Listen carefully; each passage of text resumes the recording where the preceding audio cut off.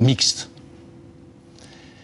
Et dans certains termes mixtes, apparemment il y a doute sur la question de savoir si les responsables éducatifs étaient au courant. En tout cas, ni le maire, ni la gendarmerie, ni même le médecin psychiatre qui le soignait n'était au courant des faits qui s'étaient produits. Alors qu'est-ce qui n'a pas fonctionné dans l'ensemble du dispositif français? Alors quand on fait la liste, au travers de ce bref récapitulatif des anomalies, je pense que l'on dérive assez facilement, rapidement en tout cas, les réponses qu'il convient d'apporter à une situation aussi dramatique. Qu'est-ce que vous proposez alors? La première réponse, c'est, et le gouvernement en a ainsi décidé, de faire en sorte que l'expertise soit plus des situations de dangerosité, soit plus pluridisciplinaire qu'elle ne l'est aujourd'hui. Une telle expertise, une telle évaluation ne peut pas reposer sur un seul homme. La deuxième chose qui est à faire, c'est qu'il y ait un meilleur partage de l'information. Là où des jeunes mineurs qui sont mis en examen pour des crimes sexuels vivent, eh bien, il faut que les chefs d'établissement scolaire, il faut que les médecins, il faut que le maire, il faut que la gendarmerie ou la police sachent.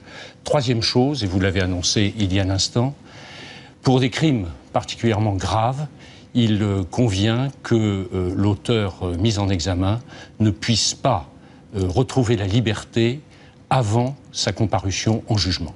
Il est bien sûr hors de question de l'envoyer en prison, puisqu'il n'y a pas eu jugement, il n'y a pas donc de peine, mais les centres éducatifs fermés constituent une mesure de contrôle judiciaire et cela doit être utilisé. J'ajoute que pour cela, le gouvernement veut d'ailleurs accroître le nombre de centres éducatifs fermés et de places. Il y a actuellement 500 places, la capacité va être augmentée de 50%. Ça veut dire qu'il y aura les moyens alloués? Bien sûr qu'il y aura des moyens qui suivront, absolument. Qui étaient programmés d'ores et déjà, je le précise d'ailleurs. Est-ce que vous pensez qu'une réforme profonde de la justice des mineurs est nécessaire face à de tels cas?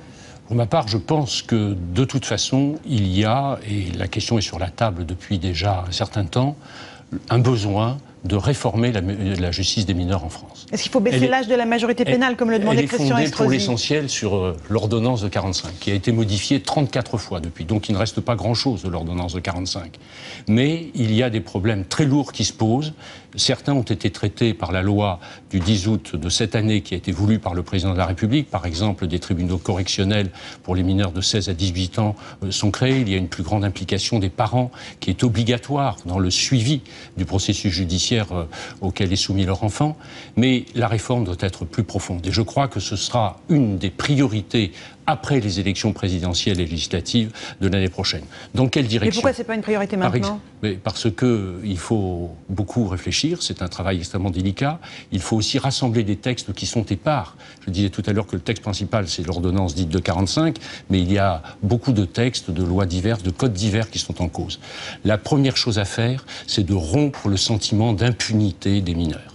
Et tous les policiers, tous les gendarmes vous disent que les mineurs se présentent en disant, de toute façon, on ne peut, lorsqu'ils sont délinquants, je précise, se présentent en disant, de toute façon, vous ne pouvez rien contre moi parce que je n'ai pas 18 ans. Il faut qu'il y ait une réponse de la justice qui soit immédiate. Par exemple, sous la forme d'un stage qui permette de rappeler les valeurs civiques, morales, le droit de notre société. Et puis, il faut également que la justice des mineurs soit beaucoup plus rapide. On conçoit bien qu'un mineur qui est en train de déraper, qui fait une première imprudence, ou bien qui, plus gravement, commet un premier acte de délinquance, voire un crime, il faut qu'il soit remis dans le droit chemin très vite. Aujourd'hui, les cours d'assises des mineurs, Laurence Ferrari, statuent 5 ans après la commission de l'acte. Ce n'est pas possible. Les tribunaux sont engorgés, comment faire? Écoutez, il faut que la loi refondée sous la forme d'un code des mineurs, d'un code pénal des mineurs, fixe des délais pour le jugement des mineurs. Et puis les moyens devront être adaptés. Est-ce que vous êtes favorable à l'abaissement de l'âge de la majorité à 16 ans? Il y a, c'est vrai, un problème qui est très sérieux parce que à 17 ans et 11 mois, vous êtes soumis à un droit, à 18 ans, vous êtes soumis à un autre droit. Et il y a là une plage qui n'est pas facile à gérer. C'est la raison pour laquelle, d'ailleurs, a été créé ce tribunal correctionnel pour les mineurs, qui a la possibilité d'ailleurs d'appliquer aux mineurs, bien qu'ils soient soumis à une juridiction spécialisée, des peines qui sont prévues pour les majeurs. C'est un champ de recherche, il faudra effectivement trouver quelque chose de plus adapté, d'autant que le mineur de 16 ans aujourd'hui n'est plus le mineur de 16 ans de 1945. Que répondez-vous au Parti socialiste ce soir, Monsieur le ministre, qui estime que c'est particulièrement nauséabond de voir la droite instrumentaliser ce fait divers? La droite n'instrumentalise pas. J'entendais ce matin à la radio un responsable du Parti socialiste qui appelait à ce que personne n'exploite cette situation.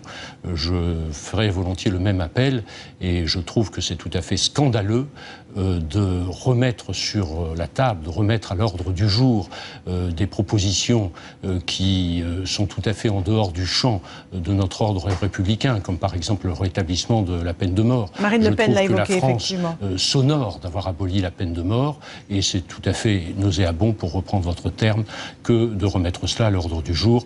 Et j'espère que les Français n'entendront pas les sirènes du populisme. Merci beaucoup Claude Guéant d'être venu ce soir sur notre plateau.